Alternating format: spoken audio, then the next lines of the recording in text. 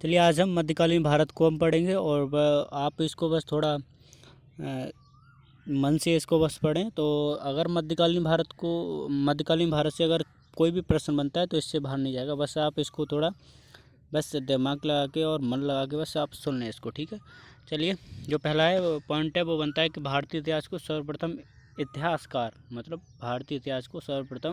इतिहासकार मील ने 3 भागों में विभाजित किया था, ठीक है। कुछ ये थोड़ा कलानुक्रम है, उसको आप देख लें। सिंधु घाटी सभ्यता वो 2600 से 1900 BC तक, और कई की अलग डेट मिल जाती है, और 1900 BC 1750 BC कुछ मिल जाती है, ऐसा कुछ। और उत्तर हड़प्पा काल और अंधकारम युग ये 1900 से 1950 BC।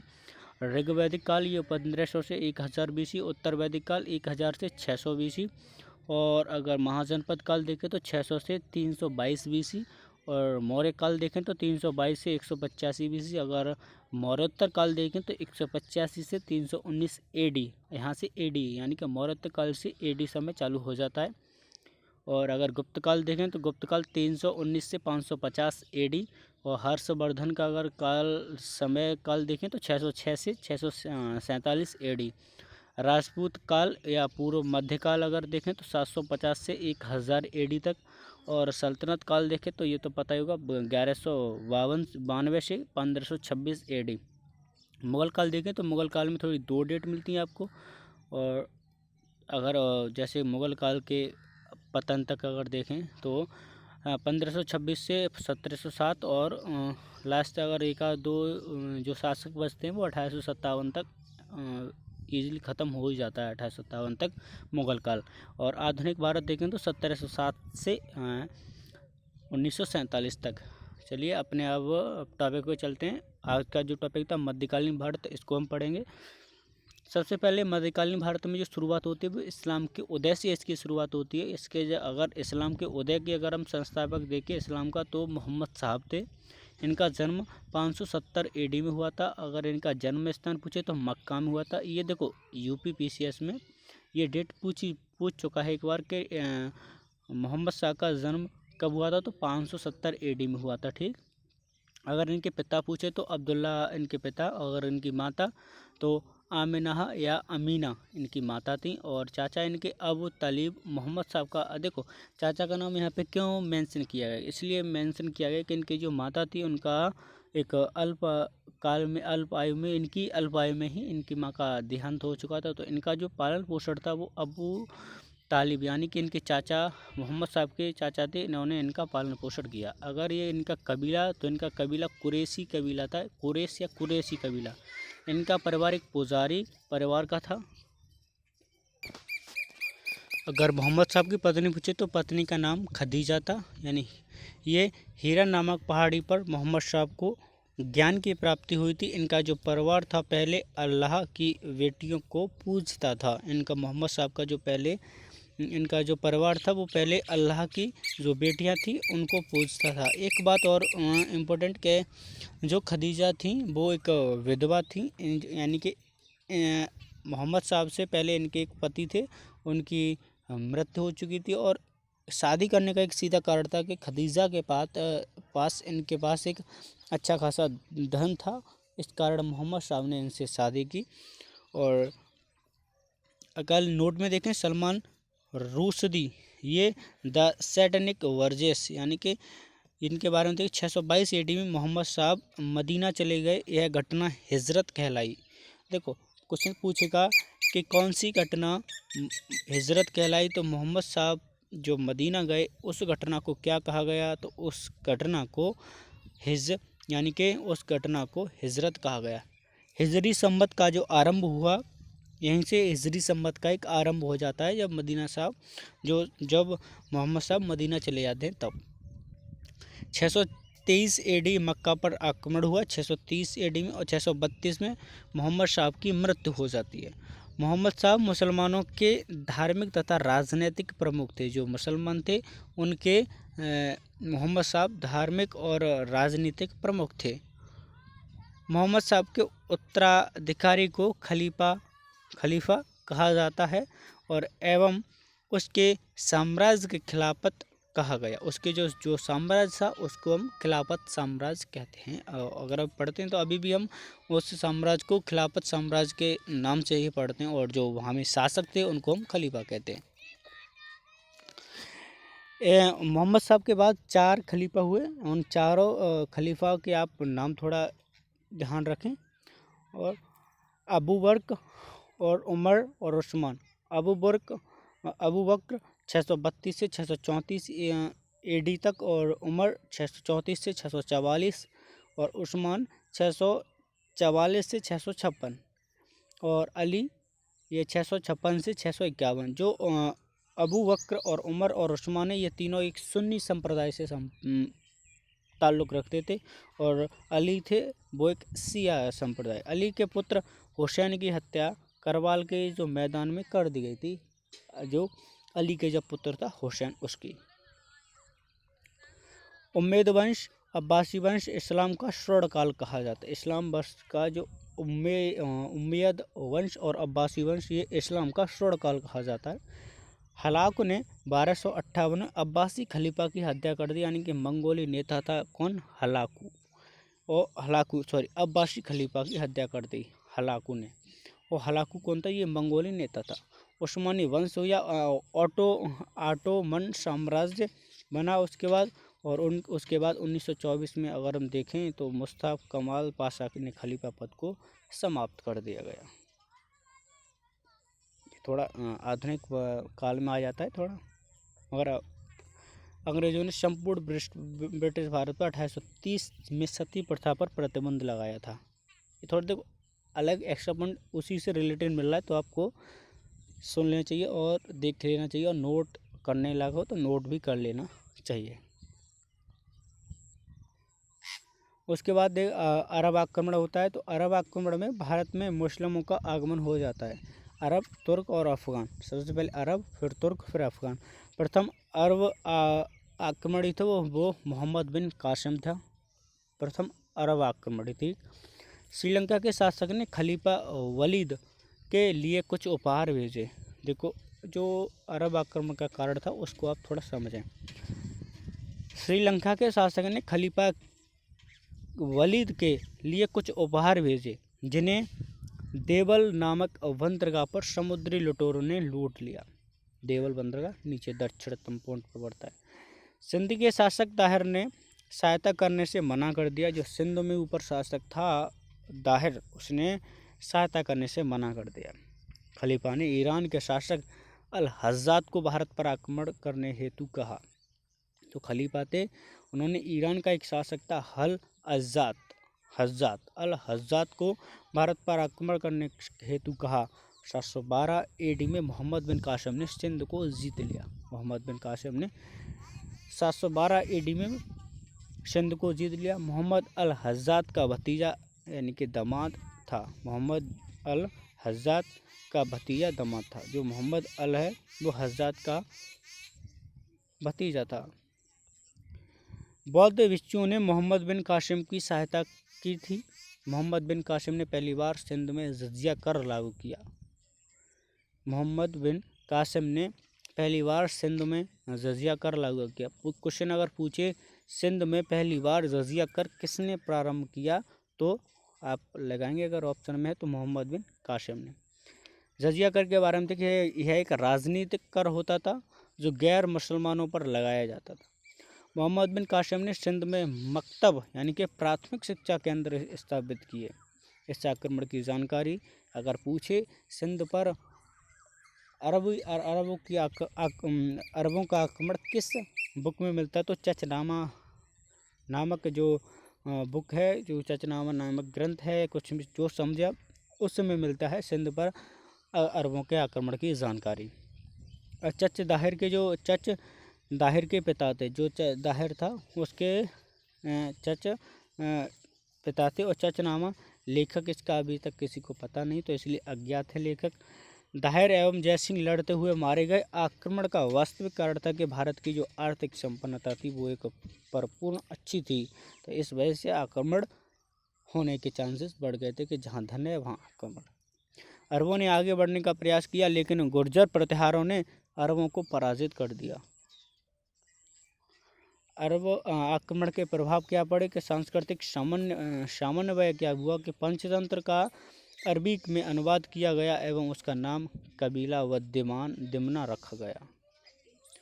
और चरक संहिता का अरबी में अनुवाद किया गया, जो चरक संहिता था उसका अरबी में अनुवाद किया गया। ब्रह्मगुप्त की जो पुस्तकों अरबी में अनुवाद किया गया, यानी कि ब्रह्म स्फुट, सिद्धांत अल सिंध हिंद और खंडन गाद अल अरकंद। अरबों ने भारतीय दशमलव प्रणाली ग्रहण किया, जो अरब थे उन्होंने भारतीय दशमलव प्रणाली को ग्रहण किया। इसे अरब देशों ने हिंदसा कहा गया। इसे अल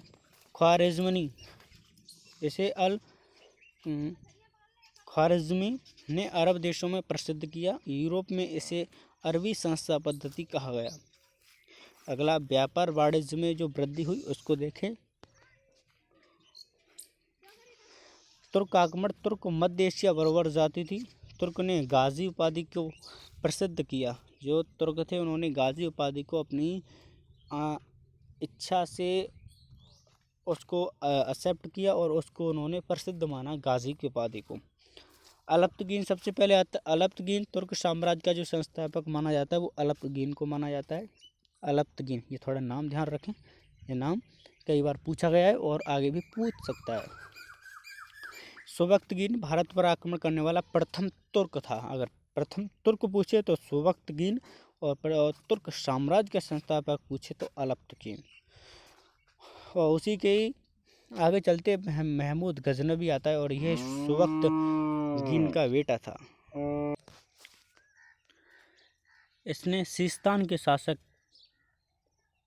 खलफ बिन अहमद को पराजित कर दिया। खलीफा ने इसे सुल्तान की उपाधि प्रदान की और यह प्रथम मुसलमान था जिसने सुल्तान की उपाधि धारण की। कौन? महमूद गजनवी।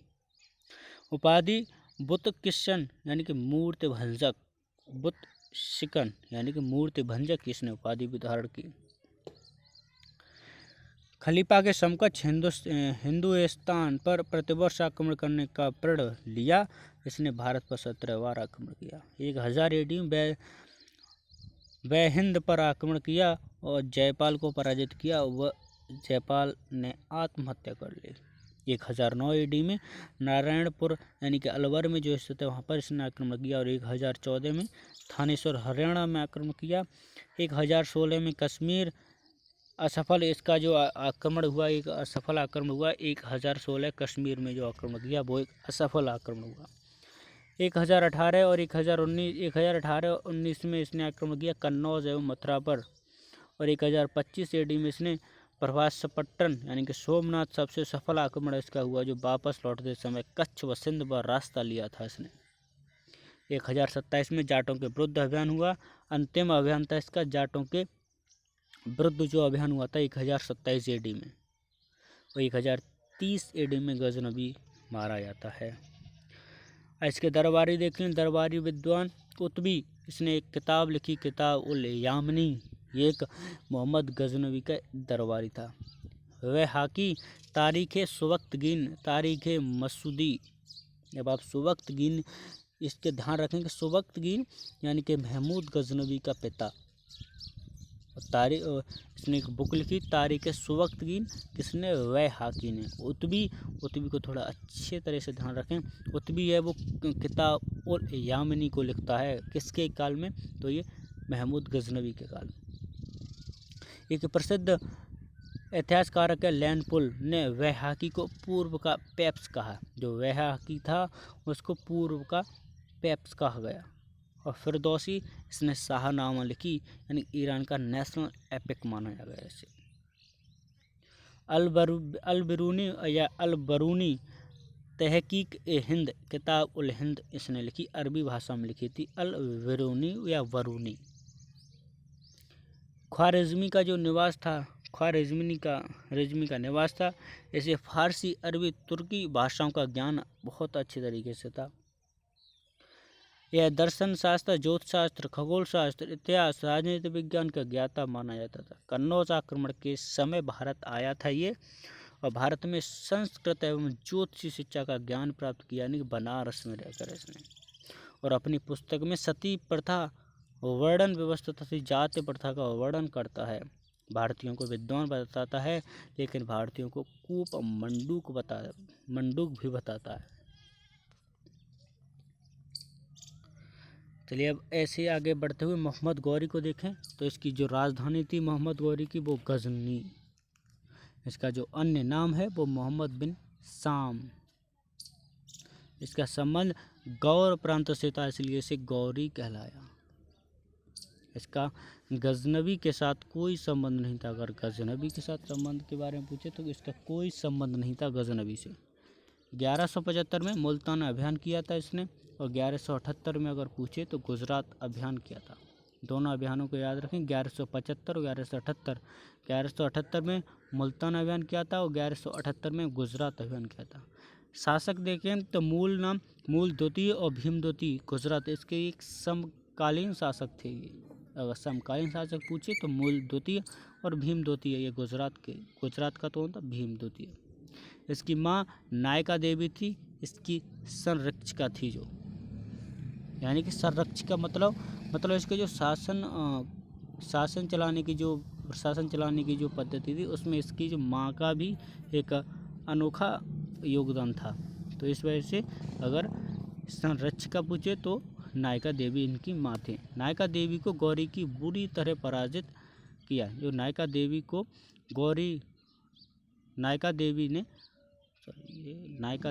गौरी को बुरी तरह पराजित किया। भीम द्वितीय की राजधानी अनहलालपट्टन ये गुजरात में, ठीक है। ये भीम की अगर पूछे तो ये भीम द्वितीय की कौन थी? माँ नायका देवी, ठीक है। माँ का नायका देवी थी, ना कि मोहम्मद गौरी की। 1191 AD में तराइन का प्रथम युद्ध होता है, और वो जो प्रथम युद्ध होता है वो पृथ्वीराज चौहान वर्सेस गौरी। तो प्रथम जो तराइन का युद्ध होता है उसमें गौरी हार जाता है, और 1191 AD में ये पहला जो पानीपत का युद्ध था वो पहले पानीपत की समाप्ति होती है गौरी की पराजित के साथ, यानी हार के साथ। और फिर 1192 अगले साल फिर से तराइन का द्वितीय युद्ध होता है। इसमें पृथ्वीराज चौहान और वर्सेस गौरी में होता है। गौरी इस बार जीत जाता है। इस समय दिल्ली का जो शासक था वो गोविंद तृतीय था। वो पूछ सकता है क्वेश्चन में कि तराइन के द्वितीय युद्ध के समय दिल्ली का जो शासक था वो कौन था? तो कौन था? गोविंद तृतीय। 1194 AD में चंदावर का युद्ध होता है। 1194 AD में चंदावर का युद्ध होता है। पानीपत के सिर्फ 2 ही युद्ध होते हैं, गौरी वर्सेस पृथ्वीराज के चौहान। 91-92 लगातार होते हैं दोनों युद्ध। पहले युद्ध में गौरी हारता है, दूसरे युद्ध में गौरी जीतता है, और उसके बाद होता है चंदावर का युद्ध। चंदावर का युद्ध होता है उसमें 1194, 1 साल का गैप होता है। 93 और 94 में फिर से युद्ध होता है चंदावर का युद्ध। इसमें गौरी और वर्सेस जयचंद गहड़वाल, कन्नौज का जो शासक था उसमें होता है गहड़वाल वंश मान लो, या कन्नौज का जो शासक था जयचंद। इसमें भी गौरी जीत जाता है। उसके बाद गौरी ने ऐबक को विजित क्षेत्रों का जो गवर्नर नियुक्त किया एवं गजनी चला जाता है। 1205 AD में गोखरों के विरुद्ध अभियान हुआ। गौरी घायल हो गया एवं 1206 में उसकी मृत्यु हो गई। गौरी ने मोहम्मद बिन साम नाम के सिक्के चलाए, जिन्हें दहली वाला सिक्का कहा गया। सिक्कों पर देवी लक्ष्मी का चित्र मिलता है। सल्तनत काल होता है। उसके बाद सल्तनत काल को इसको ममलूक वंश के नाम से भी जानते हैं, गुलाम वंश के नाम से जानते हैं। ये होता है 1206 से 1290 ईस्वी तक। कुतुबुद्दीन ऐबक आता है सबसे पहले, और सबसे पहले कुतुबुद्दीन ऐबक का जो काल था वो 1206 से 1210 ईस्वी था। ऐबक का शाब्दिक अर्थ होता है चंद्रमा का स्वामी, और इसकी जो उपाधि थी वो कुरान खां और लाख बख्श और हातिम द्वितीय उपाधि थी। इसकी जो 3 उपाधि थी, 3 उपाधि कुरान खां, लाख बख्श, हातिम द्वितीय। इसने सुल्तान की उपाधि धारण नहीं की थी। इसने अपने नाम के सिक्के नहीं चलवाए थे, अपने नाम का खुतबा नहीं पढ़वाया था, अपने विरोधियों के साथ वैवाहिक संबंध स्थापित किए थे। एक तरफ देखें इसमें 3 गोल हैं। एक तरफ है गजनी, ताजुद्दीन एलदौज, और सिंध में नासुद्दीन ख्वाजा, और ये लाहौर में ऐबक। देखिए सबसे पहले जो मोहम्मद बिन कासिम था उसकी मृत्यु के बाद उसके जो 3 संरक्षक थे वो कौन कौन थे? ताजुद्दीन एलदौज, नासिरुद्दीन कोवाचा और ऐबक ऐबक 3 थे, और ये कुतुबुद्दीन ऐबक, इसका पूरा नाम अगर देखें तो कुतुबुद्दीन ऐबक। उसकी मृत्यु के बाद उसने ताजुद्दीन एलदौज को गजनी दे दिया और नासिरुद्दीन कोवाचा को उसने सिंध प्रांत दे दिया, और ऐबक को भारत का पूरा क्षेत्र यानी कि लाहौर समेत भारत का पूरा क्षेत्र कुतुबुद्दीन ऐबक को दे दिया। 1208 में गौरी यानी कि मोहम्मद गौरी के उत्तराधिकारी गयासुद्दीन ने इसे दास्ता से मुक्त किया। 1210 में लाहौर में ऐबक को चौगान खेलते हुए मृत्यु हो गई। चौगान खेल यानी जैसे घोड़ा पे बैठ के खेला जाता है, ये चौगान खेल, पोलो। उसके बाद जो शासक आता है वो आराम शाह। ये आराम शाह नाम से ही इसका पता है कि आराम शाह ये कुछ काम नहीं करता है। 1210 से 1211 सिर्फ 1 साल तक ऐसे ही 8-9 महीने तक रहता है। उसके बाद फिर अगला जो शासक बनता है वो बनता है इल्तुतमिश। बस आप क्रम ध्यान रखने के लिए याद रखें। उसके बाद इल्तुतमिश, तो ये 1211 से 1236 तक ये इलवरी तुर्क था, और ये बदायूं जो यूपी में पड़ता है उसका जो गवर्नर था। ऐबक का दामाद ये जो ऐबक का दामाद था, इसने तुर्कान ए चहलगानी यानी कि चहलगानी दोनों में से एक भी पूछे तो नाम एक ही है, चहलगानी या चहलगानी का गठन किया। इसे चालीसा दल भी कहा जाता है। किसको? चहलगानी को। इसने दिल्ली में अपनी राजधानी को बनाया, और ये है दिल्ली सल्तनत का वास्तविक संस्थापक है। देखो अभी तक कितने शासक आ चुके दिल्ली सल्तनत, ये तीसरा शासक है, मगर वास्तविक संस्थापक अगर पूछा जाए तो न पहला न दूसरा, कौन है? तृतीय कौन है? इल्तुतमिश। कुतुबुद्दीन सबसे पहले ऐबक, उसके बाद आराम शाह, और अब इल्तुतमिश। तो इल्तुतमिश को वास्तविक संस्थापक माना जाता है। इसने एकता व्यवस्था को आरंभ किया, यानी कि काम, एकता व्यवस्था का मतलब यानी कि काम के बदले भूमि को देना, जागीरदारी, सूबेदारी। इसने अरबी पद्धति पर 2 सिक्के चलवाए। कौन कौन से? चांदी जो टंका और तावे का जीतल। इसके समय में तराइन का तृतीय युद्ध होता है 1216 ईस्वी में। इल्तुतमिश वर्सेस ताजुद्दीन एलदौज, वही एलदौज हिस्से वाला। इसने एलदौज को पराजित कर दिया। इसने कोवाचा को कई बार पराजित किया। कोवाचा सिंधु नदी में डूबकर मर गया। 1221 में जलालुद्दीन मकबरूनी का पीछा चंगेज़ खां कर रहा था। इल्तुतमिश ने मंगरवनी को कोई सहायता नहीं दी। उसने अपने साम्राज्य को मंगोल आक्रमण से बचा लिया। ठीक है, इसने अपने जो मंगोल आक्रमण थे उसने इल्तुतमिश ने बचा लिया उसे। 1229 में खलीफा से सुल्तान की उपाधि धारण की। खलीफा सबसे पहले, उसके बाद सुल्तान की उपाधि धारण की। अपने पुत्र नासिरुद्दीन को उत्तराधिकारी घोषित किया। नासिरुद्दीन की मृत्यु लड़ते हुए बंगाल में हुई थी। इसने रजिया को उत्तराधिकारी घोषित किया। नासिरुद्दीन है, उसकी जो मृत्यु लड़ते हुए बंगाल में हुई थी, और इसने रजिया को उत्तराधिकारी घोषित किया। ग्वालियर अभियान के समय रजिया के नाम के सिक्के चलाए। ग्वालियर अभियान के समय वल्लभन को खरीदा, और 1236 में इसकी मृत्यु हो जाती है। सुल्तान खलीफा का प्रतिनिधि, सुल्तान का मतलब खलीफा का प्रतिनिधि, और अगर बादशाह तो स्वयंभू एवं स्वतंत्र शासक। उसके बाद आता है रुकनुद्दीन फिरोज।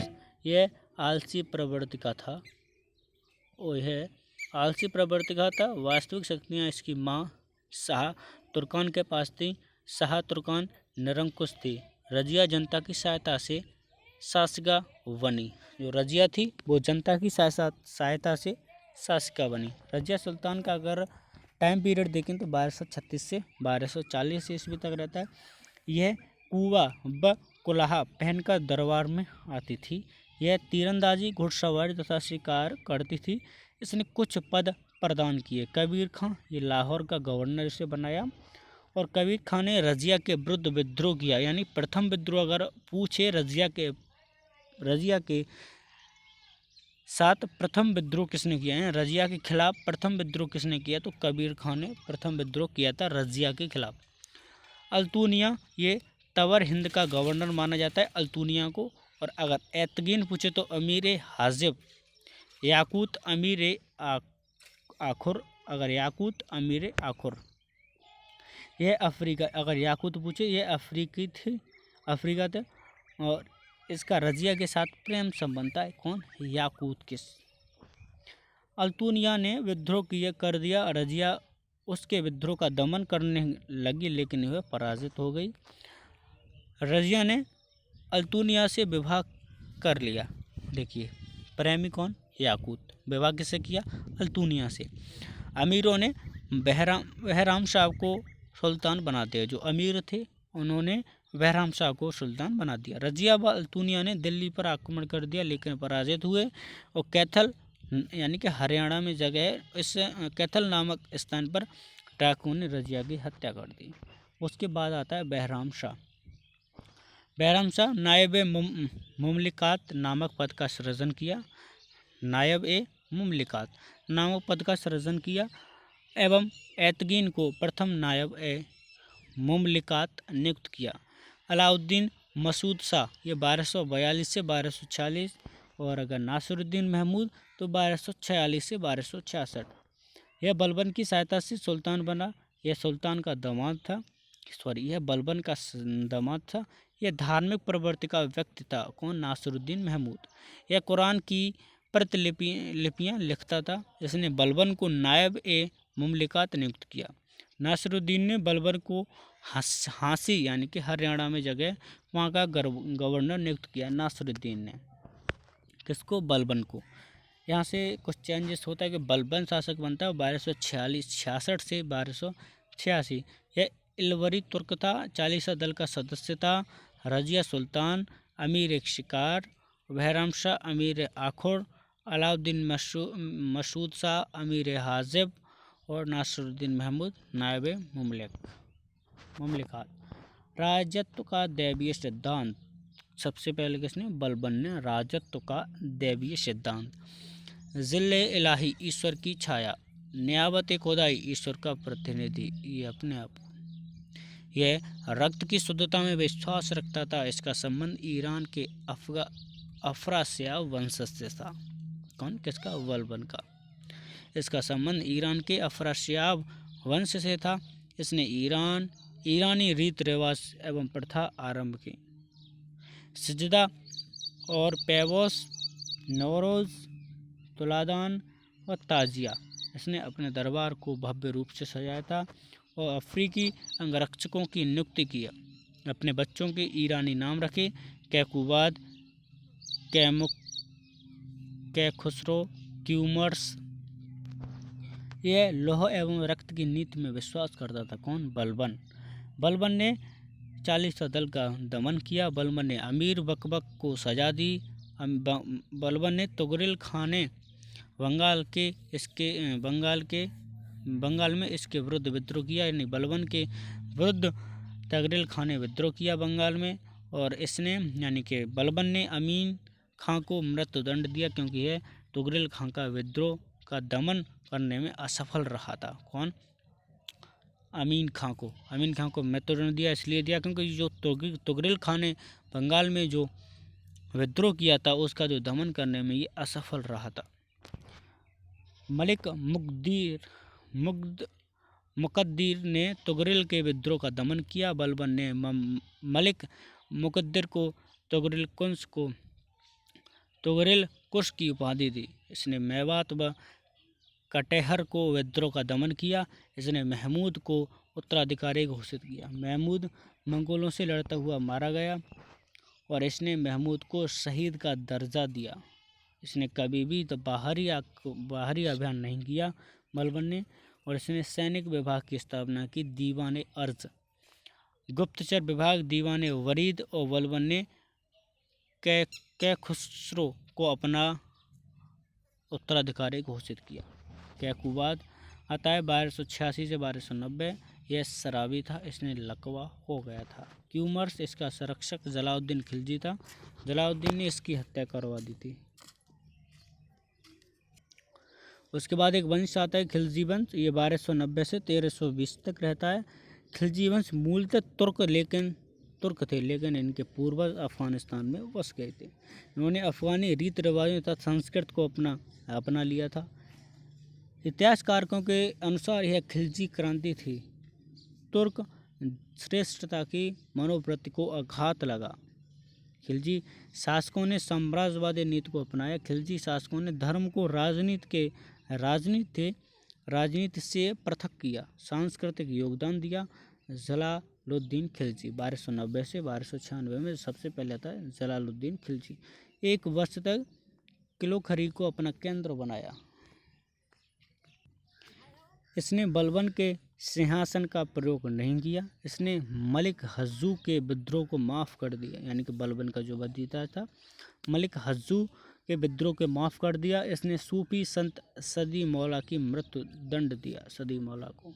इसने दीवाने वकूफ़ यानी कि व्यय विभाग, दीवाने वकूफ़ व्यय विभाग की स्थापना की। मंगोल नेता अब्दुल्ला ने भारत पर आक्रमण किया, लेकिन जलालुद्दीन खिलजी ने उसे पराजित कर दिया। मंगोल नेता उलूग खां दिल्ली में बस गया, जो मंगोलपुरी अभी जानते हैं मंगोलपुरी के नाम से, और वहीं पर जाके मंगोल नेता उलूग खां बस जाता है। इसने नवीन मुसलमान कहा जाता है, उलूग खां को नवीन मुसलमान कहा जाता है। दिल्ली के ठग एवं चोरों को दावत दी एवं दिल्ली से बाहर भेज दिया। अलाउद्दीन खिलजी ने दक्षिण भारत में देवगिरी पर आक्रमण किया। अलाउद्दीन खिलजी ने जलालुद्दीन की हत्या कर दी थी। अलाउद्दीन खिलजी आते हैं उसके 1296 से 1316 तक। बचपन का नाम अली यानी गुरसास्प, अली और गुरसास्प। पालन पोषण था वो जलालुद्दीन खिलजी जिनकी मृत्यु की थी, उन्होंने ही इसका पालन पोषण किया था। इसके चाचा थे। यह कड़ा एवं माणिकपुर का सूबेदार था अलाउद्दीन खिलजी। दिल्ली प्रवेश के समय इसने जनता में धन बांटा। इसने 2 सपने थे, विश्व विजय सिकंदर सानी की तरह और नया धर्म उत्पन्न कर देना। इसके 2 ही सपने थे। काजी मंगीसुद्दीन के साथ उसका वध संवाद काफ़ी प्रसिद्ध है। इसके समय कुछ विद्रोह हुए। नवीन मुसलमानों का विद्रोह हुआ, मंगू खां का विद्रोह हुआ और अख्त खां का विद्रोह होता है। हाजी मौला का विद्रोह भी इसी के समय होता है, जलालुद्दीन खिलजी के समय। विद्रोह रोकने के लिए अलाउद्दीन खिलजी के समय विद्रोह होता है। हाजी मौला का विद्रोह, उख्त खां का विद्रोह और मंगू खां का विद्रोह। नवीन मुसलमानों का भी विद्रोह इसी के ही समय में होता है। विद्रोह रोकने के लिए अलाउद्दीन खिलजी के सुधार हुए थे। वो थे अतिरिक्त आय के स्रोत को समाप्त कर दिया। जो अतिरिक्त या आय मिलता था, जैसे कि किसानों पर 40 की जगह 50% लेते थे, 60% लेते थे, जो भी उस पर ब्याज या रुपए खेती के ज़मीन के हिसाब से, तो वो उन्होंने जो अतिरिक्त स्रोत था वो उन्होंने हटा दिया और कुछ स्रोत कम भी कर दिए। शराब की गोष्ठियों पर प्रतिबंध लगाया। अमीरों में वैवाहिक संबंध खिलजी की अनुमति से ही संभव थे और गुप्तचर व्यवस्था को दुरुस्त किया। इसके जो अभियान हुए वो सबसे पहले 1299 हुआ था। गुजरात का अभियान होता है। यहाँ का शासक कर्ण बघेल था। कर्ण बघेल पराजित होता है। कर्ण बघेल एक देवल रानी है पुत्री देवगिरी चले गए। कर्ण बघेल की पत्नी कमला देवी ने अलाउद्दीन खिलजी से विवाह कर दिया। चाहे अलाउद्दीन खिलजी ने कमला देवी से शादी की, चाहे कमला देवी ने अलाउद्दीन खिलजी के साथ कर ली। 1299 में जैसलमेर का होता है। 1301 में रणथंभौर का होता है। 1303 में चित्तौड़ का और 1305 में मालवा का, 1308 में शिवाड़ा का और 1311 में जालौर का। दक्षिण भारत के अभियान अगर देखें तो दक्षिण भारत के अभियानों का नेतृत्व मलिक काफूर ने किया था। दक्षिण भारत के अभियान हुए थे अलाउद्दीन खिलजी के समय में, उसी ने ही करवाए थे, मगर जो अगर नेतृत्व अगर हम देखें तो मलिक काफूर ने ही इसका नेतृत्व किया था। देवगिरी में हुआ था और हार सुमंद में हुआ था, मुद्देर और वारंगल। देखो देवगिरी में अगर देखें तो रामचंद्र देव यानी कि यादव वंश था उस समय, और अगर हार समुद्र देखें तो वीर वल्लभा देव द्वितीय होयसल वंश था इस समय दक्षिण भारत में। और वारंगल में अगर हम देखें तो प्रताप रुद्रदेव काकतीय वंश था। और अगर मुंदेर देखें तो वीर पांड्य सुंदर पांड्य यानी कि पांड्य वंश रहता था इस तरह। प्रताप रुद्रदेव ने मलिक काफूर को कोहिनूर का हीरा दिया। मलिक काफूर को, जो प्रताप रुद्रदेव थे, दक्षिण भारत में ही थे दोनों, चारों शासक थे, उन्होंने मलिक काफूर को कोहिनूर का हीरा दिया।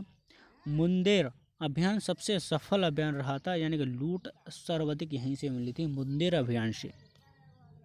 वीर पांड्य ने, यानी कि पांड्य वंश था, वीर पांड्य और सुंदर पांड्य, दो पांड्य वंश थे मुंदेर में। तो मुंदेर अभियान सबसे सफल हुआ। इसी में ही वीर पांड्य ने अधीनता स्वीकार नहीं की थी कि हम अलाउद्दीन खिलजी के समकक्ष काम करेंगे, या हम मलिक काफूर की जो अधीनस्था थी उसको स्वीकार नहीं किया वीर पांड्य ने।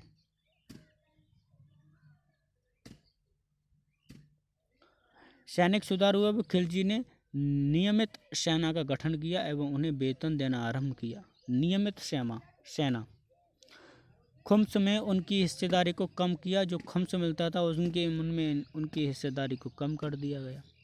खुम्स यानी कि पहले 80% था और अब उसमें 20% कर दिया, सेना को दिया जाता, और 20% था उसको 80% कर दिया, ये सुल्तान को मिलता था। सेना को 20% और सुल्तान को 80%, और पहले था 80% सेना को, 20% सुल्तान को।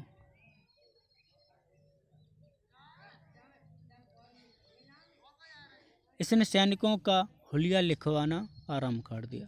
जैसे सैनिक जिस तरह सैनिक रहा, जिस घोड़े पे बैठता था उसका संपूर्ण चित्रण उसका किया। इसने घोड़ों को दागना आरंभ कर दिया। अगर इसके राजस्व सुधार को हम देखें तो इसने राजस्व सुधार बहुत एक अच्छे लेवल पे इसने राजस्व सुधार किया। इसने भूमि को पैमाइश करवाई, जिसे मसाहत कहा जाता है। इसने भू राजस्व दर को बढ़ाकर 50% कर दिया। इसने एक विभाग की स्थापना की, दीवाने मुस्तखराज, राजस्व विभाग है, दीवाने मुस्तखराज अलाउद्दीन खिलजी। यह बकाया भू राजस्व कर वसूलता था। जो बकाया कर राजस्व कर वसूलता कौन? दीवाने मुस्तखराज। इसने 2 नए कर लगाए, चरी कर और घरी कर। बाजार सुधार, वस्तुओं के दाम नियंत्रण किए और सभी व्यापारियों को बदायूं द्वार के पास स्थापित किया गया। बाजार को 3 भागों में विभाजित किया गया, सराय एवं अदल, मंडी, दासों व जानवरों का बाजार। बाजार सुधार हेतु विभाग की स्थापना की, दीवाने रियासत, दीवाने मुस्तखराज ये राजस्व से संबंधित है, और दीवाने रियासत जो ये था वो बाजार सुधार से संबंधित है। यह व्यापारियों का पंजीकरण करता था, कौन? दीवाने रियासत। शाहने मंडी ये पुलिस अधिकारी था, और वरीद और मुनिहान ये गुप्तचर था। परवाना नवीश यह महंगी वस्तुएं खरीदने का लाइसेंस देता था। अगर हम स्रोत देखें तो अमीर खुसरो का खजाइन उल फतहू में मिलता है इसके बारे में जानकारी, और ज़ियाउद्दीन वर्नी तारीख़ फ़िरोज़शाही, इस किताब को आप रट लो। ज़ियाउद्दीन वर्नी तारीख़ फ़िरोज़शाही, इब्न बतूता रहला, और अबू बकर इशामी फतुल उस सालातीन। चार खान, जफ़र खान मंगोलों से लड़ता हुआ मारा गया था। जफ़र खान और नुसरत खान रणथंभौर अभियान में मारा गया था। उलूग खान और अलफ खान अन्य प्रसिद्ध सेनापति हैं। गाजी मलिक, इसने मंगोलों को कई बार पराजित किया था, गाजी मलिक ने। और मलिक काफूर यह गुजरात का हिंदू था, यह कन्नड़ था। मलिक काफूर इसके बारे में ही देखें। गुजरात अभियान के समय नुसरत खां के इसे बड़ौच जो पंजाब में पड़ता है बंदरगाह से 1000 दीनार में खरीदा था मलिक काफूर को, इसलिए इसे 1000 दीनारी भी कहा जाता है। मलिक काफूर के कहने पर अलाउद्दीन ने अपने पुत्रों खिज़र खां व शादी खां की हत्या करवा दी थी एवं मुबारक खिलजी को जेल में डाल दिया था। सर्वाधिक मंगोल आक्रमण अगर पूछे तो अलाउद्दीन खिलजी के समय में ही सर्वाधिक मंगोल आक्रमण होते हैं। और जिहाबुद्दीन उमर 1316 ईस्वी में जिहाबुद्दीन उमर आते हैं। इसका जो संरक्षक था वो मलिक काफूरी था। मुबारक खिलजी ने मलिक काफूर की हत्या, जो मुबारक खिलजी था उसने मलिक काफूर की हत्या करवा दी। उसके बाद जब मुबारक खिलजी ने इसकी हत्या करवा दी तो मुबारक खिलजी ही शासक बनेगा। तो 1316 से 1320 तक मुबारक खिलजी शासक बनता है। वह शराबी था, इसने स्वयं को खलीफा घोषित किया। इसने निज़ामुद्दीन औलिया के अभिवादन को अस्वीकार कर दिया। जो निज़ामुद्दीन औलिया थे उनके जो अभिवादन किया था उन्होंने उसको अस्वीकार कर दिया। यह महिलाओं के कपड़े पहनता था। कौन? मुबारक खिलजी। खुसरव शाह यानी खुसरो ने इसकी हत्या करवा दी थी मुबारक खिलजी की। जब उसने हत्या करवा दी तो अगला शासक तो बनेगा ही। खुसरव शाह 1320 ईस्वी में बनता है। यह भारतीय मुसलमान था। इसने स्वयं को पैगंबर का सेनापति घोषित किया। इसके विरोधियों ने इस्लाम खतरे में है ये नारे लगाए थे। कौन? खुसरव शाह के समय में। ठीक, इसने इसके जो विरोधी थे उन्होंने नारे लगाए थे इस्लाम खतरे में है, उसके बारे में नारे लगाए। इसने सूफी संत निज़ामुद्दीन औलिया को 5 लाख टंके भेंट दिए थे। गाजी मलिक ने तुर्कों की सहायता की, इसकी हत्या कर दी। गाजी मलिक ने तुर्कों की सहायता की और खुसरव शाह की हत्या कर दी।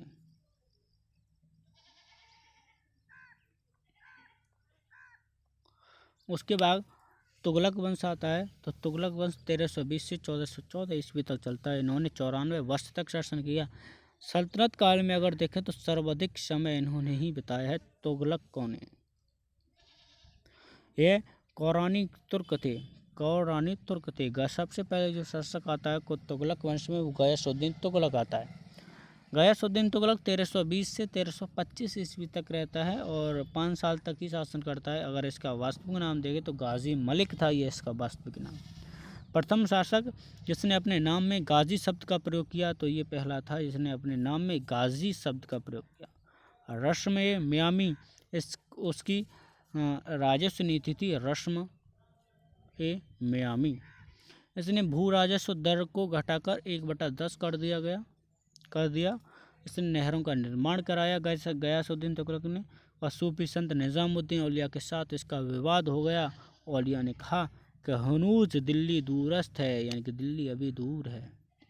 किसके परिप्रेक्ष्य में कहा था? तो ये गयासुद्दीन तुगलक के परिप्रेक्ष्य में निज़ामुद्दीन औलिया ने कहा था। निज़ामुद्दीन औलिया थे वो एक सूफी संत थे। लकड़ी के महत्व में दबकर इसकी मृत्यु हो जाती है। लकड़ी के महल में दबकर इसकी मृत्यु हो जाती है। और सल्तनत काल का प्रथम सुल्तान जिसने नहरों का निर्माण कराया था वो है मोहम्मद बिन तुगलक, गयासुद्दीन तुगलक। GST गयासुद्दीन मोहम्मद बिन तुगलक आता है। उसके बाद इसका जो वास्तविक नाम था वो था जौना खां। यह निज़ामुद्दीन औलिया का शिष्य था, यानी कि इसका अनुयायी था। यह सल्तनत काल का सबसे विद्वान शासक था। इसे कई भाषाओं का ज्ञान था जैसे तुर्की, अरबी, फारसी इत्यादि। इसने कई विषयों का ज्ञान था जैसे दर्शन शास्त्र, सुलेखान और ज्योतिषशास्त्र और खगोल शास्त्र। इतिहासकार इसे पागल रक्त पिपासु बताते हैं। वह प्रयोग धर्मी शासक था। प्रयोग क्या किया? गंगा यमुना दोआब में कर वृद्धि की। गंगा यमुना का जो दोआब होता है वहाँ पे थोड़ी अच्छी फर्टिलाइज़र ज़मीन होती है तो वहाँ पे अच्छा उत्पादन होता है इसे कृषि के क्षेत्र में। तो वहाँ पर इसने उसमें कर की वृद्धि कर दी। इसने कर को बढ़ाकर 1/2 कर दिया, लेकिन वहाँ अकाल पड़ जाता है। कालांतर में इसने किसानों को अग्रिम कृषि ऋण सोन धर प्रदान किए। इसने दीवाने अमीर को ही जो कृषि विभाग की स्थापना की।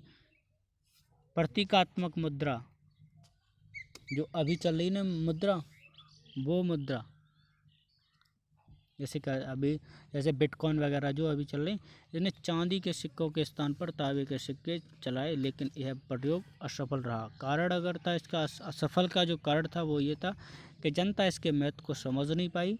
अधिकारियों द्वारा असहयोग मिला जो अधिकारियों थे, और जाली मुद्रा इसमें छप जाती है। हाँ।